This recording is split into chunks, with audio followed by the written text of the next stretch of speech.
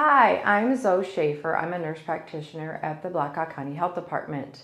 I would like to talk to you today about some ways to protect yourself from sexually transmitted infections. So I'm just going to show you. The package looks like this, or there's a different brand here. And you just tear open the package and you're going to just squeeze this together and you're going to insert it into the vagina just like you would a tampon. And once you slide it up there, then you're going to push it up with your 2 fingers. It's going to kind of attach around the cervix, and then the external part will be on the outside of the body. You're just going to slide it in there with your 2 fingers, and then once it's in, you can just go in with your 2 fingers and push it on up to the cervix.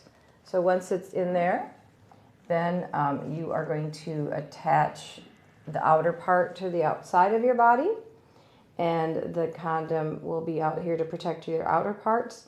The sex has occurred, you've been protected, you just twist it, take it all out, done. Always use 1 condom per sex act, so if you're going to have sex again, you want to use another condom.